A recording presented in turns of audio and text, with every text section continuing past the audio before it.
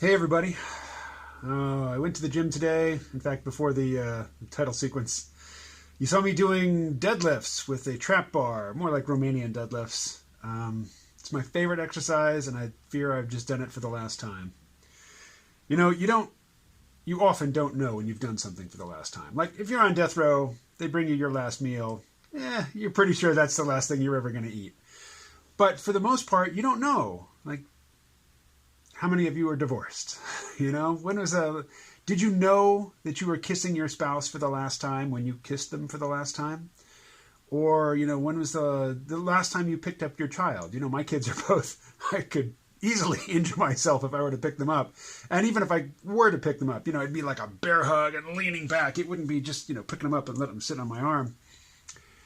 I don't know when the last time was, but could be that the last time I'll ever do deadlifts with a trap bar, because not every gym's got a trap bar, was today. This makes me very sad. So we'll see. You know, that gym being closed, it's like cutting one of the few ties that keeps me here in Bellows Falls. And, you know, before the pandemic, I was looking to get out anyway. But, yeah, that gym being right across the parking lot from where I live is such an attraction, such a big benefit to my being here, and now it's going away. Anyway, yesterday I posted a video where I was just relaying like 5 prospective reasons why Bitcoin might be going up right now. Not my own analysis, just, you know, cribbing from some article somewhere that somebody sent me. And a couple people responded. 6 Sigma 6, who sometimes turns up in my drawing live streams in the chat, wrote, "It's because we hit peak oil, and demand for oil needs to stop or we collapse with no chance of mitigation. Mad Max is set in 2021 too. How prophetic." Yeah, I don't think we're going to have a Mad Max style Petrocollapse in 2021. You know, hey, if we do, 6 Sigma 6 called that. I don't think we're going to. You know, speaking of movies whose time, you know, whose setting has come and gone, yeah, Mad Max may be the first one set in 2021, although I haven't verified that. You know, looking at it now, I mean, the first Mad Max film when, you know, what's his name? Mel Gibson looked like a child. That looks like it's set, you know, like in the late 70s or 80s, because, you know, that's when it's made in the mid-70s, I guess. But I think of Blade Runner. Blade Runner was set in 2019. Look at the world outside. Doesn't look much like Blade Runner, does it?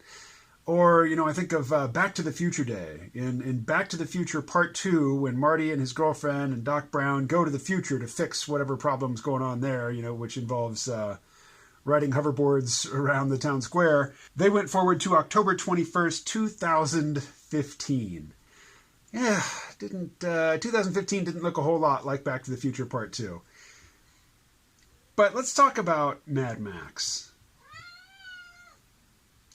I think my favorite is still the second one, The Road Warrior. You know, Mad Max 2 in Australia, but I think of it as The Road Warrior. And I even have a tender spot in my heart for Mad Max Part 3, Beyond Thunderdome. If peak oil is your thing, then Mad Max Part 3 is the one to go to. I mean, there is the wasteland, there is piracy, there is barbarism, except in this one place, Bartertown. And what do they have in Bartertown? Energy. It's not fossil fuel energy, it's methane harvested from pig shit.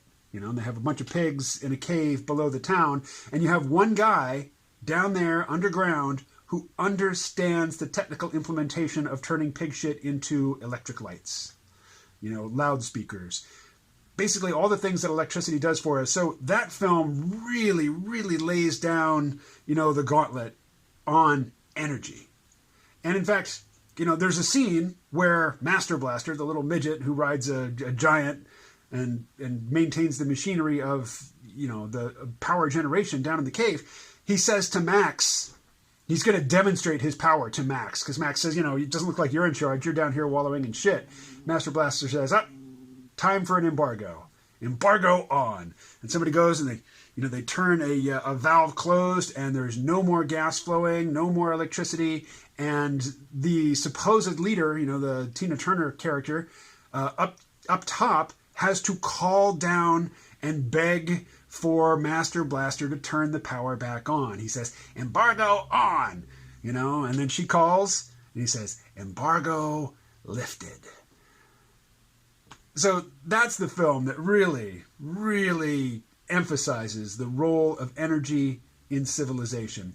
But we don't know when that film takes place. But Mad Max Fury Road, the one that came out in, 2015? Somewhere around there. That film is more mythical. Like, the Max in that film, played by Tom Hardy, he looks like he's in his early to mid-30s, but it seems like this setting is decades after, the collapse of civilization. There are people like Furiosa who grew up in the ruins of the old civilization, who it's been decades since all that fell. And yet here Mad Max, who is supposedly a police officer, in the pre-collapse, how could he be so young? It doesn't make sense chronologically. It doesn't make sense logically, but it makes sense mythically. And that's how I think of, the Petrocollapse. It's not an event. It's not some future event that's going to happen. It's this mythical framework that you can use to view the world. But from my perspective, it comes with a very dangerous temptation, and that temptation is to, when somebody starts talking about politics or money, or most importantly, technology, and things are starting to get complicated, and various forces seem to be pushing us in different directions, or forces which we would think of as being antagonistic to one another seem to be colluding because they have common interests around technology.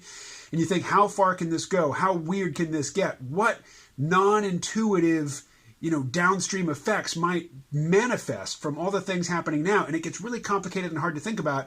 And then, here comes the peak oil, the petrocollapse, the collapse of industrial civilization scenario to rescue you from the very, very complicated scenario that we are actually facing. It's like, don't worry about all that. Electricity's going to go off. All computers are going to stop. AI won't be a problem. Data collection won't be a problem. The technologically empowered oligarchy will never take hold in this unassailable fashion because everything's going to crash. Well, what if it doesn't? Saying everything's going to crash, therefore I don't have to think about all this complicated, unpleasant, unsexy stuff. If you don't want to think about that stuff, you don't need an excuse. You don't need an out. You can just say, you know what? That peak oil shit, that's a downer. I don't think it's going to happen. But even if it does, nothing I can do about it. I'm not going to dwell on it. And I think that's the healthy attitude to take toward the Petrocollapse. Anyway, my gym is closing. I'm sad. I think that's where we came in. And this is video number 3? 3. I'm going to call it 3. Or is it 4? I've already forgotten. Talk to you soon.